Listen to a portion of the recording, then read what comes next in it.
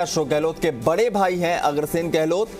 CRPF की team के साथ ईडी के अधिकारी यहां पर पहुंचे हैं। तस्वीरें एक्सक्लूसिव जी राजस्थान के पास, जिसमें पीपीई किट उतारते हुए ईडी के कर्मचारी एक नजर भी आ रहे हैं, जिससे इन तमाम बातों की पुष्टि होती है। एक बार फिर जो सबसे हैरान करने वाली बात है वो ये कि सीआरपीएफ के जवानों के साथ ईडी के कर्मचारी पहुंचे हैं। अरुण हमारे सहयोगी लगातार अग्रसेन गहलोत के आवास के पास बने हुए हैं। अरुण, क्या कुछ अपडेट है? और जो कर्मचारी तस्वीरों में नजर आ रहा है पीपीई किट उतारकर किसी सहयोगी को देते हुए, क्या कुछ जानकारी है? अरुण के पास चलेंगे, लेकिन एक बार फिर से अपने तमाम दर्शकों को अपडेट बता दें। जो तस्वीरें इस वक्त आप देख रहे हैं वो अग्रसेन गहलोत का निवास स्थान है, घर है उनका, जो कि मुख्यमंत्री अशोक गहलोत के बड़े भाई हैं। ईडी के कर्मचारी एक के बाद एक उनके रिश्तेदारों के घर छापेमारी कर रहे हैं। अब ये जो टीम है सीआरपीएफ के जवानों को लेकर अग्रसेन गहलोत के घर पहुंची है। ये वही मकान है जहां अग्रसेन गहलोत रहते हैं। बताया जा रहा है खाद और बीज का व्यवसाय करते हैं और बहुत बड़ा व्यवसाय भी नहीं है उनका, लेकिन बावजूद ईडी की टीम वहां पर पहुंची छापेमारी करने उनके आवास पर। और तकरीबन 2 घंटे से ज्यादा का समय बीत चुका है, छापेमारी अभी भी जारी है। और सबसे जो दिलचस्प बात है वो ये कि जो ईडी की टीम पहुंची है वो पीपीई किट पहनकर वहां पर पहुंची थी। एक कर्मचारी किसी कारण से बाहर आता है, अपने पीपीई किट को उसने उतारा है, बाहर खड़े अपने एक सहयोगी को उसने दिया है, दोबारा से गेट को बंद कर दिया गया। अरुण हमारे संवाददाता मौके पर मौजूद हैं। अरुण, क्या कुछ अपडेट है, क्या कुछ जानकारी मिल पा रही है? तकरीबन 2 घंटे से ज्यादा का वक्त बीत चुका है। अभिनव, मैं बताना चाहूंगा जिस तरह से ईडी की कार्रवाई हुई है, तमाम गाड़ियां हैं जो बाहर खड़ी है उनके अग्रसेन गहलोत के घर के बाहर, और जिस तरह से ये गाड़ियां खड़ी है, ये तमाम गाड़ियां जयपुर से लाई गई है। ड्राइवर्स जो है ये कुछ भी बता नहीं पा रहे क्योंकि इनकी भी एक मजबूरी है, ऑफिशियल जब इनको इंस्ट्रक्शन दिए, डायरेक्शन दिए, इस कारण से।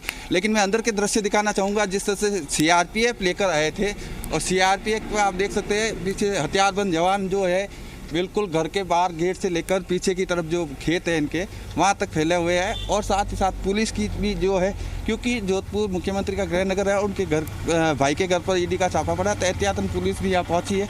लेकिन कह सकते हैं ईडी की टीम है जो जयपुर से ही अपने साथ, और जो सीआरपीएफ की टीम है उसको लेकर आई है। और जिस तरह से पीपीई किट पहनकर अंदर गए थे, अब से कुछ देर पहले हमने दिखाया था तस्वीरों में किस तरह से जो ईडी के अधिकारी है बाहर आकर पीपीई किट खोलते हुए दिखे थे, और अभी अंदर कार्रवाई है जो चल रही है। तो कह सकते हैं ईडी का बड़ा एक छापा पड़ा जोधपुर में मुख्यमंत्री अशोक गहलोत के भाई के ऊपर, घर के ऊपर। और जो मुख्यमंत्री आशंका जता रहे थे और बार बार जो आरोप लगा रहे थे, वही आरोप आज यहाँ देखने को मिल रहे हैं। हालांकि इस बात में जांच के बाद पता चलेगा कि मुख्यमंत्री के आरोपों में कितनी सच्चाई है, लेकिन कह सकते हैं ईडी की कार्रवाई जोधपुर में भी मुख्यमंत्री के गृहनगर में उनके भाई के यहाँ हुई है। अभिनव, बिल्कुल बड़ी कार्रवाई देखने को मिल रही है, और रिश्तेदारों के बाद अब बड़े भाई अग्रसेन गहलोत के घर पर यहाँ पर टीम पहुंची है। अरुण, सवाल ये है कि वक्त जो है काफी हो चुका है, और जिस तरह की तस्वीरों में स्थितियां देखने को मिल रही हैं उससे लगता है कि ये छापेमारी अभियान अभी कुछ देर और चलेगा। भाई मत खड़ा है। बिल्कुल अभिनव, इसमें कोई दो राय नहीं है। जिस तरह से मुख्यमंत्री अशोक गहलोत के जो भाई है अग्रसेन गहलोत, उनका खाद बीज का व्यापार है और पावटा पर उनकी दुकान है। उसके अलावा जिस तरह से ये कार्रवाई चल रही है, अभी लगता है 2 से 3 घंटे और यहाँ लगने की संभावना है। जिस तरह से करीब 2 घंटे हो चुके हैं, लेकिन कार्रवाई अभी भी जारी है। पीछे जो मकान है, कैमरामैन शिव को कहूँ, ये सामने एक लॉबी है छोटी, और राइट साइड में जो मकान है, तो पूरे घर में तलाशी अभियान चल रहा है। जो दस्तावेज है खंगाले जा रहे हैं। लेकिन कह सकते हैं कि अब जिस तरह की कार्रवाई उसको लेकर भी जोधपुर में कई कांग्रेसी नेताओं की धड़कनें बढ़ी हुई है, क्योंकि मुख्यमंत्री ने हालांकि कुछ दिन पहले कहा था कि जिस तरह से ये ईडी और सीबीआई का जो केंद्र सरकार उपयोग कर रही है उसके जोधपुर में और हमारे सारे मिलने वालों के यहाँ छापे मारेंगे। पिछले दिनों जयपुर में जिस तरह से अशोक गहलोत के करीबी जो राजीव अरोड़ा है, धर्मेंद्र गहलोत है, वैभव गहलोत के दोस्त जो कहलाते हैं, मित्र कहलाते हैं, उनके यहाँ छापे पड़े थे। और आज जोधपुर में मुख्यमंत्री के भाई के घर पर जिस तरह से ईडी का छापा पड़ा, निश्चित रूप से मुख्यमंत्री की जो बात है वो कहीं साबित होती दिखाई दे रही है। लेकिन अब देखना है ईडी को इस छापे में क्या निकल कर सामने आता है। अभिनव, बिल्कुल इसका इंतजार होगा कि इसमें नतीजा क्या निकलता है, क्या कोई महत्वपूर्ण जानकारी हाथ लगती है, या फिर ऐसे जो बार बार मुख्यमंत्री कह रहे थे कि बदले की कार्रवाई है, दबाव बनाने की कोशिश है, उसी की तरह इसको देखा जाता है। अरुण, सवाल ये है कि जैसा आपने जानकारी दी कि सीआरपीएफ के जवानों को लेकर ईडी की टीम पहुंची थी, लेकिन जानकारी जैसे ही लगी स्थानीय पुलिस भी वहां पर पहुंच गई, कोई अधिकारी भी वहां पर पहुंचे हुए हैं क्या?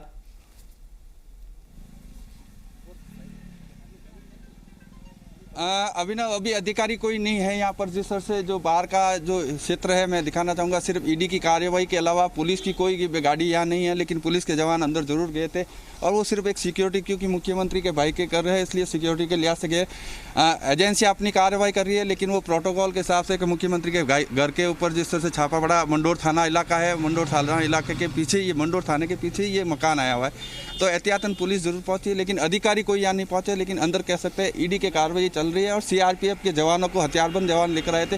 शायद उन्हें अंदेशा था कि क्योंकि ये गहलोत और मालियों का क्षेत्र है, शायद कोई अनहोनी नहीं हो जाए, लेकिन यहाँ कोई भी नहीं है, शांति बनी हुई है। लेकिन कह सकते हैं एहतियातन उन्होंने प्रिकॉशंस जो लाए, इसके अंतर्गत ही सीआरपीएफ की टीम अंदर सुरक्षा दे रही है और चारों तरफ पहरा दे रही है, और ईडी के अधिकारी कर्मचारी है जो अंदर दस्तावेज खंगाल रहे हैं। अभिनव, चलिए, तो दस्तावेज खंगाले जा रहे हैं, कार्रवाई इस वक्त लगातार जारी है। अरुण, एक बार मैं चाहूंगा आप तमाम दर्शकों को दिखाएं कितनी गाड़ियों से ये अधिकारी पहुंचे, क्योंकि घर जो है उनके निवास के बाहर लंबी कतारें गाड़ियों की नजर आ रही हो। जैसा आपने बताया कि जयपुर से ये तमाम गाड़ियां यहां पर पहुंची है, तो जरा एक बार वो भी तस्वीर आप दर्शकों को दिखाई कि कितनी गाड़ियां इस वक्त वहां पर मौजूद हैं।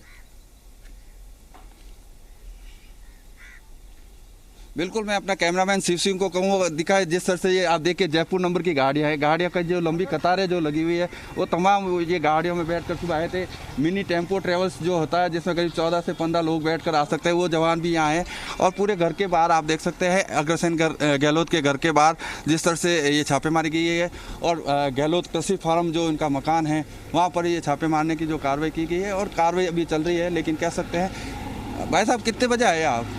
ये देखिए, आप ये बोल नहीं पा रहे हैं क्योंकि इनकी मजबूरी है, ड्राइवर्स है, इनकी एक लिमिटेशंस है। लेकिन जयपुर से तमाम गाड़ियाँ आई है, तमाम गाड़ियों के नंबर अगर देखा जाए तो तमाम गाड़ियों के नंबर जयपुर के नंबर होते हैं, और ये जयपुर से ही आई है। जैसे हम लोगों ने कुछ देर पहले पता करने का प्रयास किया तो बताया जयपुर से आया है। और अब ये जो है अंदर की आपको तस्वीरें दिखाने का प्रयास करूंगा। ये देखिए फार्म हाउस है जो अग्रसेन गहलोत का, और वो देखिए आप दूर वो सीआरपीएफ का जवान वहाँ खेत में भी खड़े हैं या गेट पे भी खड़े हैं, और हथियारबंद जवान है जो बिल्कुल अपनी जो ड्यूटी है उसको निभा रहे हैं, और अंदर किसी को जाने की अनुमति नहीं है। अभिनव, बिल्कुल अंदर जाने की अनुमति नहीं है। तस्वीरें जो हैं वो तमाम दर्शक देख सकेंगे कि किस तरीके से अंदर की का दृश्य है। इस वक्त कोई भी वहां पर नजर नहीं आ रहा है, क्योंकि आदतन ईडी की जब कार्रवाई होती है तो तमाम लोगों को एक जगह पर इकट्ठा कर लिया जाता है, किसी के अंदर आने और बाहर जाने पर भी रोक लगा दिया जाता है।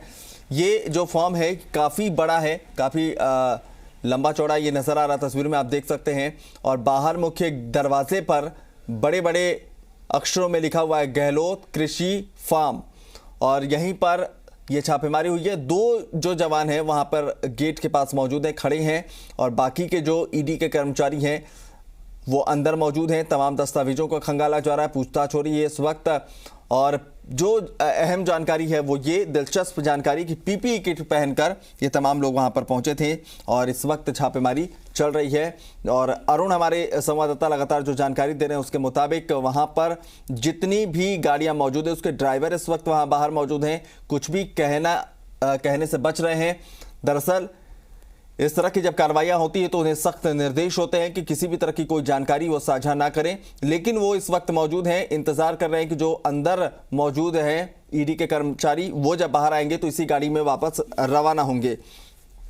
अरुण, आपने जानकारी दी कि जयपुर से ये टीम आई है, चूंकि गाड़ियों के नंबर को देखकर आपने अंदाजा लगाया है कि एक तमाम गाड़ियां जो हैं जयपुर से चली हैं। ऐसे में माना जाए कि ये पहले से पूरी पुख्ता तैयारी थी, और ये कानो कान अगर खबर जो है सरकार तक नहीं पहुंची है, स्थानीय पुलिस तक नहीं पहुंची है, तो ये भी अपने आप में बड़ा दिलचस्प है कि जयपुर से टीम आती है, कार्रवाई होती है, सीआरपीएफ के जवानों को लेकर पहुंचती है, पीपीई किट पहनकर पहुंचती है, लेकिन ना स्थानीय प्रशासन और ना खुद भाई उनके मुख्यमंत्री हैं अशोक गहलोत, उन तक भी कानो कान खबर नहीं पहुंची है।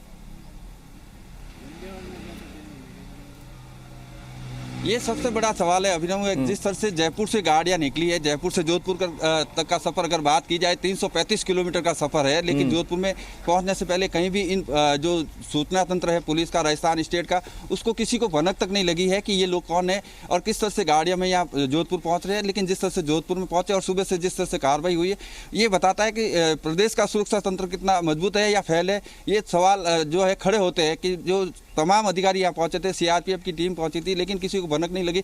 यहाँ तक कि मीडिया में खबर आने के बाद पुलिस के जवान यहाँ पहुंचे थे, लेकिन कह सकते हैं कई सवाल खड़े करते हैं। लेकिन राजनीतिक गलियारों में इस छापे को लेकर काफ़ी हड़कंप मचा हुआ है।